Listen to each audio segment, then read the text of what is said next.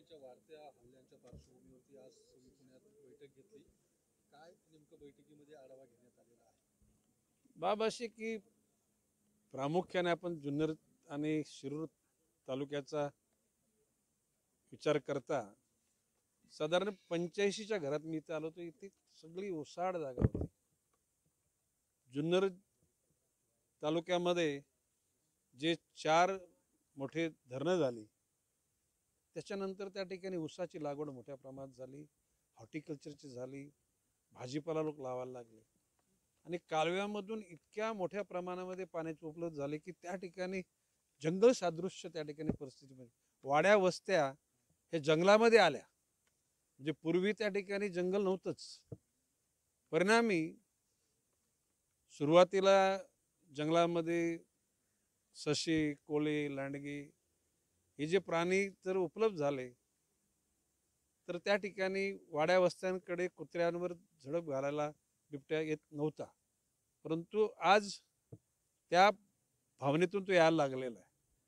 आता प्रजनन त्यांचं जो कालखंड आहे, ज्याला ऊसतोडीचा जो कालखंड येतो त्यावेळेला त्यांची पिलं ही साधारण 1.5-2 महिन्याची असतात आणि अशा वेळेला ऊसतोड झाल्यानंतर एकूण अनरेस्ट बिबट्यांमध्ये यायला लागला आणि त्याच्यातून हे हल्ले वाढले असं सारांश सांगितला गेला.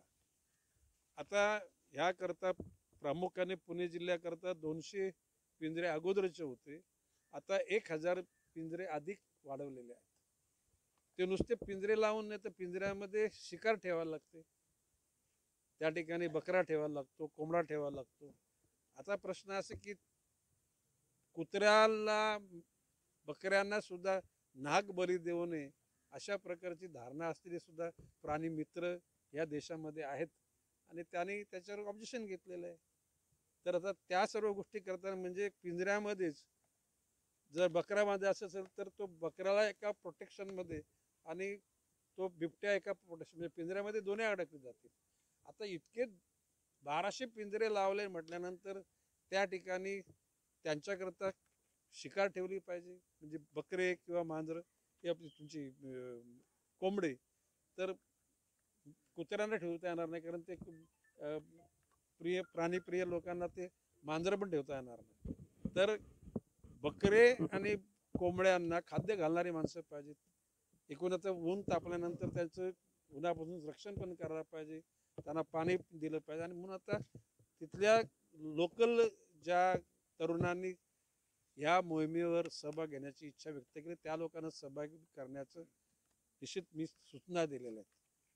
ज्या ठिकाणी खरोखरच स्वयंसेवक पद्धतीने येत असेल, विना काही मूल्य न घेता त्याचं पण स्वीकार करा. आणि ज्या ठिकाणी खरोखर तरुण जर का त्या ठिकाणी त्यांच्या घरामध्ये काही अर्निंग नसेल तर त्या लोकांना काही मोबदला देण्याची भूमिका घ्या.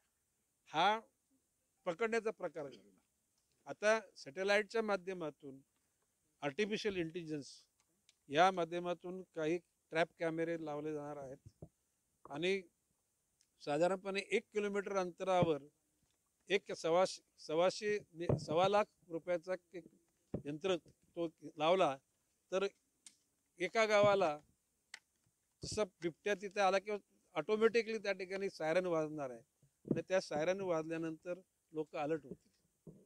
आता पूर्वी वीज रात्री दिली जायची, ते ह्या पुणे जिल्ह्यामध्ये आणि आता अहिल्यानगर जिल्ह्यामध्ये शेतकऱ्यांना वीज दिवसा म्हणजे सकाळी 7 ते संध्याकाळी 7च्या अगोदर वीज देण्यात आलेली आहे. लोकांना सतर्क करण्याची भूमिका वन खात्याने घेतली, पोलीस खात्यात मदत करते, रेव्हेन्यू डिपार्टमेंट सुद्धा मदत करते. एकूण आता पुणे जिल्ह्याकरता 11 कोटी रुपयाची यंत्रणा उभी केलेली आहे. त्यांना गाड्या, ते स्टिक्स त्यांना दिलेले आहेत, ड्रोन दिलेले आहेत. तशाच प्रकारची अहिल्यानगर जिल्ह्यामध्ये तशी तरतूद करण्याकरता माननीय पालकमंत्री राधाकृष्ण विखे पाटील यांना मी स्वतः मित्र म्हणून सूचित केलेलं आहे. आणि पुणे, अहिल्यानगर आणि आता नाशिककडे त्या ठिकाणी त्याचा वावर सुरू झाला आहे. आता कुंभमेळ्याच्या अनुषंगानं भविष्यकालामध्ये तो परिसर तर अतिसुरक्षित करण्याची भूमिका घ्यावी लागणार आहे. आणि म्हणून या तिन्ही जिल्ह्यामध्ये कुठल्याही परिस्थिती युद्ध पातळीवर ज्या वेळेला डिस्ट्रिक्ट प्लॅनिंग कमिटीमधून फंड्स येतील ना येतील, खात्याला मी निर्देश आपल्याकडे असलेल्या अत्यावश्यक जो इमर्जन्सी फंड आहे त्याच्यातून ते वापर करावा आणि कुठल्याही परिस्थितीमध्ये जनतेच्या कुठल्याही हानी म्हणजे जीवित हानी होणार नाही याच्यावर दक्षता घ्या. पूर्वी एक खडसे नावाचे एक ते अधिकारी होते, त्यांनी काही योजना सांगितल्या होत्या. त्यावेळेला त्यांनी योजना केल्या की त्यांनी बकऱ्या खरेदी केल्या आणि जंगलामध्ये बकऱ्या सोडून दिल्या. ज्यावेळेला जंगलामध्ये बकरीची शिकार त्याला मिळते म्हटल्यानंतर वाडी वस्तीकडे ते लोक येत नाहीत. आता एखाद्या मानवाची हत्या झाली तर अर्ली स्टेजला 10 लाख रुपये, नंतर 15, 25 लाख रुपये द्यावे लागतात. तर त्याच्याऐवजी शेवटी बकरी हा खाद्य आहे मानवाचं आहे, आता ते वाघाचं किंवा बिबट्याचं खाद्य करून टाकू आपण. आणि मी सूचना दिल्यात अशा प्रकारच्या शेळ्या तुम्ही खरेदी करा आणि त्याला लोकांना जागृत करा.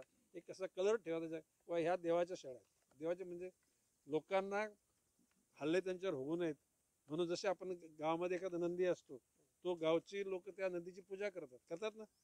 तर अशा प्रकारच्या शेळ्या जंगलात सोडून दिल्या तर त्याच्यातून हे हल्ले कमी होतील. अशा प्रकारची भूमिका मांडली. तो प्रयोग सुद्धा त्या ठिकाणी निश्चितपणे करण्यात येईल. पण बिबट्या